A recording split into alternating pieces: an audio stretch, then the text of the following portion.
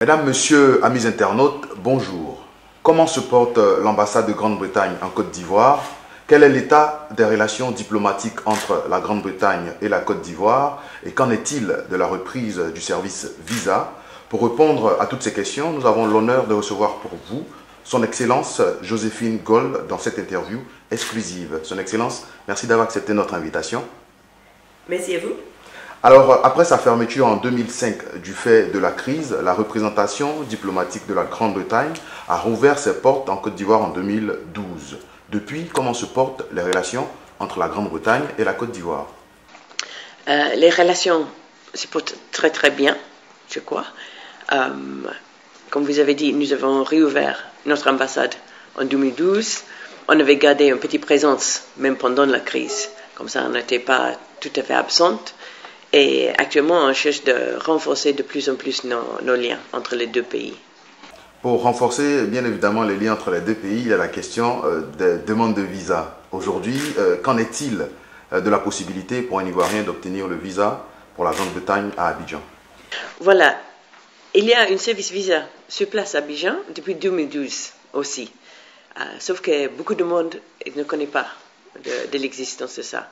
Alors, il y a une option d'aller au Ghana pour faire le visa pour les Ivoiriens, mais on comprend bien que ça c'est assez inconvénient. Alors nous avons introduit un service visa ici sur place à Abidjan. C'est ouvert chaque 2 semaines. Alors il y a un bureau qui reçoit les demandes de visa au plateau et il y a tout un calendrier des horaires pour que les Ivoiriens puissent aller déposer la demande de visa sur place ici à Abidjan. Est-ce que le service visa, comme vous l'avez dit, a repris effectivement comme avant la crise? Oui, plus ou moins. Et je dis plus ou moins parce que aussi, pendant ces années, notre procédure pour traiter les demandes de visa a aussi évolué. Alors maintenant, tous les visas, les demandes de visa pour le Grand-Bretagne sont traitées au Grand-Bretagne. Alors ça veut dire qu'il y a un petit délai, normalement, pour traiter chaque demande. On ne le fait pas ça sur place dans les médias. Il faut normalement autour de 15 jours ouvrables pour avoir le retour du passeport. Ou il y a aussi un service priorité qu'il faut 10 jours ouvrables pour avoir la réponse. Alors là, on demande les gens de voir bien en avance, de bien planifier l'introduction de le dossier. Ils peuvent faire la demande même 3 mois avant qu'ils ont besoin de voyager. Alors aujourd'hui, est-ce qu'un Ivoirien peut trouver, où est-ce qu'un Ivoirien peut trouver des informations concernant la procédure de visa pour la Grande-Bretagne? Il y a 3 moyens. On a des dépliants qu'on donne à tout le monde. Ça, c'est une version un peu classique en papier. On a notre site Facebook, qui c'est UK en Côte d'Ivoire, où on publie toutes les informations.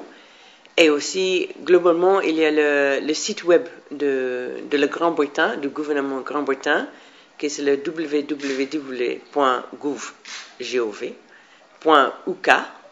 Et là, il y a toutes les informations sur tous les types de visas sont disponibles là-bas. Son Excellence, vous venez de confirmer encore une fois que le service visa a effectivement repris à Abidjan.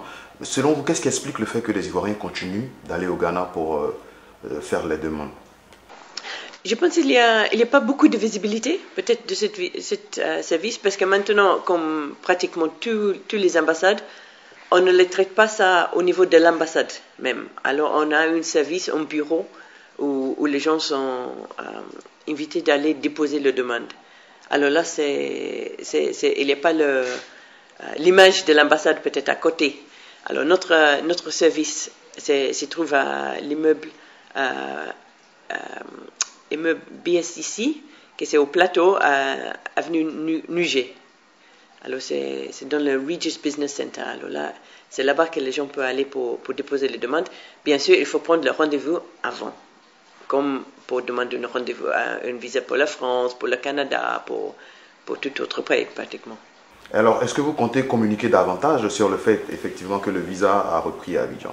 Nous voulons vraiment transmettre ce message parce que c'est pour tout le monde qui fait une visa de visite, pour business, pour les étudiants, il n'y a plus besoin qu'ils se déplacent à Accra. Alors là, vraiment, on veut que les gens sachent que cette possibilité, parce que j'imagine qu'il y a beaucoup de gens qui étaient découragés, qui auraient bien aimé aller découvrir la Grande-Bretagne pour des raisons touristiques ou autres, mais le fait qu'ils n'avaient pas ces informations qu'ils pouvaient se faire introduire leur demande à Abidjan même, peut-être ils étaient découragés. Alors là, on veut vraiment encourager les gens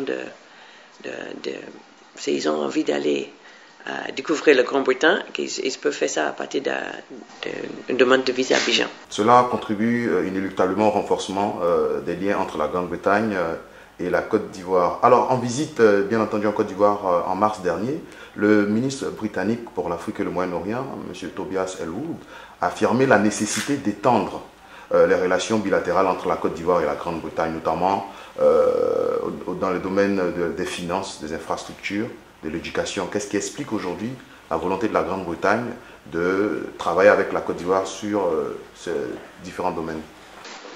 Je pense que nous avons toujours voulu travailler avec la Côte d'Ivoire dans plusieurs domaines. Nous avons, pour le moment, on a beaucoup des entreprises britanniques qui travaillent dans le secteur d'énergie.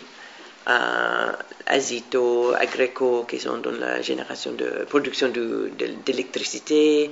On a des autres qui travaillent dans le secteur pétrolier. Alors, il y a beaucoup qui sont déjà là, mais on voit qu'en Côte d'Ivoire, c'est un pays où il y avait beaucoup d'opportunités, avec la forte croissance économique, avec un gouvernement qui a vraiment une ouverture vers les investisseurs étrangers. Alors là, on veut encourager les investisseurs britanniques de venir.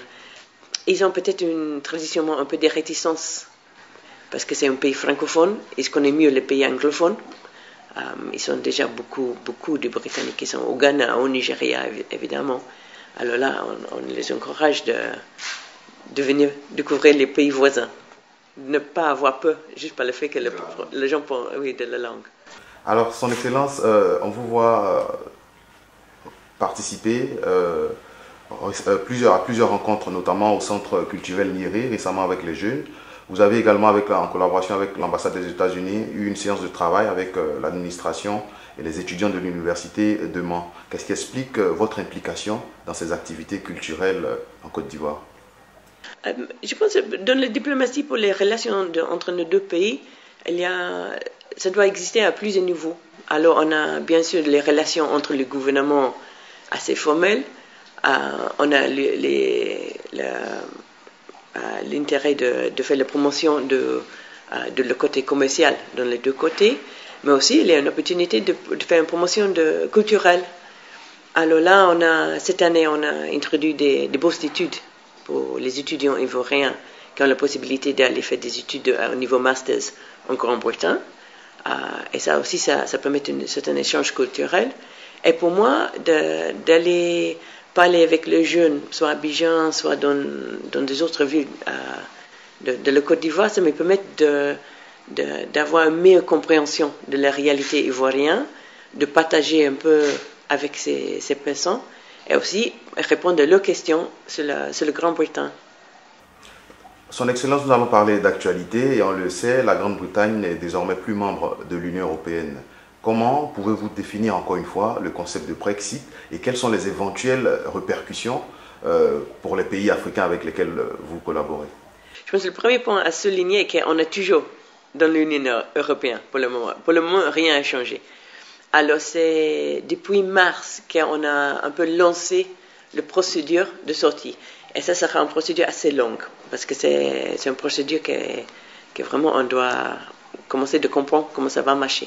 Mais normalement, c'est d'ici mars 2019 qu'on va négocier avec les autres pays européens un peu sur la procédure et les thèmes de sortir. Ce que sera très important pour la Grande-Bretagne est de maintenir de très bonnes relations avec les pays européens, parce que quand même, ça reste notre zone. Géographiquement, on sera toujours un pays européen. Mais après, on va commencer de construire des nouveaux liens avec tous les autres pays du monde. Alors, on veut rester un pays très engagé au niveau global. On reste toujours un pays membre permanent du Conseil de sécurité des Nations Unies. On reste toujours un pays membre de l'OTAN, de le G7, le G20, toutes ces structures internationales. Alors, l'implication d'être vraiment engagé dans toutes les questions mondiales, ça reste très important. On va chercher d'établir de nouveaux liens peut-être commerciaux avec les pays comme la Côte d'Ivoire, direct bilatéral, parce qu'actuellement, tout ça c'est géré par rapport à notre relation européenne. Mais au fur et à mesure, on va voir comment ça va développer. Excellence, nous sommes au terme de notre entretien. Qu'est-ce que vous voulez qu'on retienne de ces échanges?